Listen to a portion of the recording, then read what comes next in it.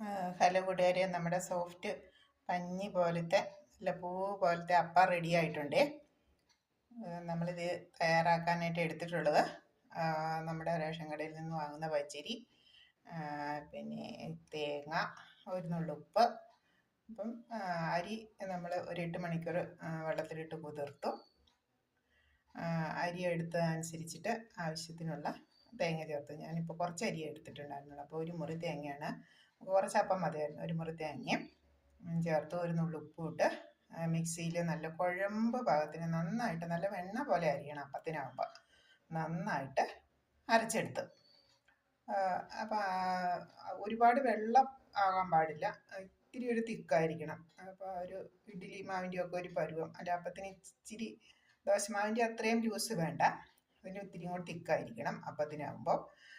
പിന്നെ നമ്മൾ ഈ സോഫ്റ്റ്നെസ് കിട്ടാനായിട്ട് ചിലരിങ്ങനെ ഈ മാവ് എടുത്ത് കുറുക്കി നന്നായിട്ട്, അരിപ്പൊടിയാണെങ്കിൽ അരിപ്പൊടി അല്ലെങ്കിൽ അരച്ച മാവെടുത്ത് നന്നായിട്ട്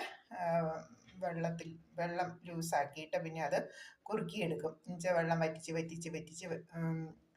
എടുക്കും. എന്നിട്ട് ആ മാവ് നമ്മൾ ഈ അരച്ചെടുത്ത മാവിലേക്ക് ചേർത്ത് കുറുക്കി ചേർക്കും. ഞാൻ സാധാരണ അങ്ങനെ കുറുക്കി ചേർക്കാറില്ല. അതിന് പകരമായിട്ട് ഞാൻ എപ്പോഴും ദോശയ്ക്കാണെങ്കിലും ഇഡ്ഡലിക്കാണെങ്കിലും അപ്പത്തിനാണെങ്കിലും അരയ്ക്കുമ്പം നമ്മൾ അരി എന്തരം എടുത്തിട്ടുണ്ട് അതിനനുസരിച്ച് 1 സ്പൂണോ 1.5 സ്പൂണോ അല്ലെങ്കിൽ ഒരു ചെറിയ, നമ്മൾ തോരനൊക്കെ കോരുന്ന ചെറിയ തവി ഉണ്ടല്ലോ, ആ തവിക്ക് ഒരു തവി ചോറും കൂടെ നമ്മൾ സെപ്പറേറ്റ് അരയ്ക്കും അരി അരച്ചതിന് ശേഷം. എന്നിട്ട് നന്നായിട്ട് ഇതിലേക്ക് മിക്സാക്കി നമ്മൾ മാവ് പുളിക്കാൻ വെക്കുന്ന പാത്രത്തിലേക്ക് ഈ ചോറരച്ചതും കൂടെ ചേർത്ത് മിക്സാക്കി വെച്ച് കഴിഞ്ഞാൽ നമുക്ക് നല്ല സൂപ്പറായിട്ട് സോഫ്റ്റ് പൂ പോലത്തെ നല്ല അപ്പമാണെങ്കിലും ഇഡ്ഡലി ആണെങ്കിലും ദോശയാണെങ്കിലും നമുക്ക് കിട്ടും.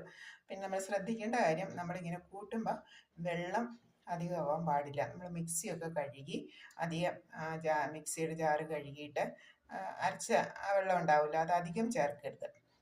നല്ലൊരു അത്യാവശ്യം തിക്നെസ്സോട് കൂടി വേണം നമ്മൾ ഇത് വയ്ക്കാനായിട്ട്. നമുക്ക് പിന്നെ ചുട്ടെടുക്കുമ്പോൾ നമുക്ക് നല്ല സോഫ്റ്റ് അപ്പം ഇത് എടുക്കുമ്പോൾ തന്നെ ഇതുണ്ടോ, നല്ല അത് ഇങ്ങനെ ഇരിക്കുന്നുണ്ടോ, നല്ല സോഫ്റ്റ് അപ്പമാണ്. അടപ്പക്കരിയിൽ നമ്മൾ ചുട്ടെടുത്തു, ഒട്ടും കട്ടിയില്ല.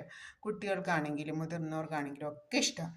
മുട്ടക്കറി ഉണ്ടെങ്കിലോ അല്ലെങ്കിൽ വെജിറ്റബിൾ കറി ഉണ്ടെങ്കിലോ അല്ലെങ്കിൽ കടലക്കറി ആണെങ്കിലും എന്താണെങ്കിലും നമുക്ക് ഈ അപ്പത്തിന് വളരെ ടേസ്റ്റിയാണ്. Okay, bye bye. അടുത്തൊരു വീഡിയോ ആയിട്ട് അടുത്ത ദിവസം.